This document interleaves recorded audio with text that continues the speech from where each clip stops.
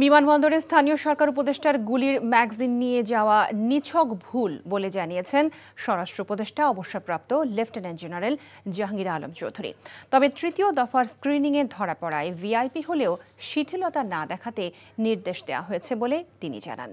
বিকেলে সচিবালয়ে আইন শৃঙ্খলা সংক্রান্ত কোর কমিটির বৈঠক শেষে এসব বলেন তিনি। রিপোর্ট করছেন রোকনউদ্দিন। রোববার সকালে একটি অনুষ্ঠানে যোগ দিতে মরক্কো যান যুব ও ক্রীড়া উপদেষ্টা আসিফ মাহমুদ সজীব ভুঁইয়া। তবে হজরত শাহজালাল আন্তর্জাতিক বিমানবন্দরে তার ব্যাগে একটি গুলিসহ ম্যাগাজিন পাওয়া যায়। বিষয়টি অনিচ্ছাকৃত ভুল বলে জানিয়েছেন উপদেষ্টা নিজেই।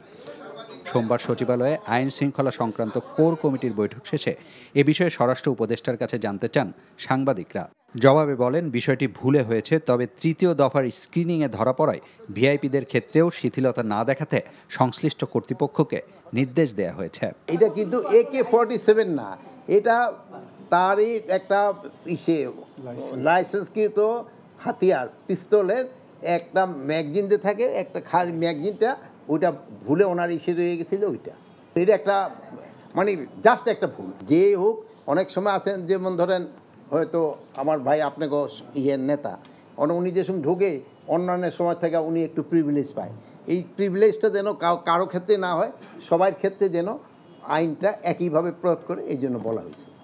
জুলাই গণ অভ্যুত্থানের 1 বছর পূর্তি উপলক্ষে 1 জুলাই থেকে 5 আগস্ট পর্যন্ত 36 দিনব্যাপী জুলাই স্মৃতি উদযাপন অনুষ্ঠানমালা পালন হবে দেশ জুড়ে।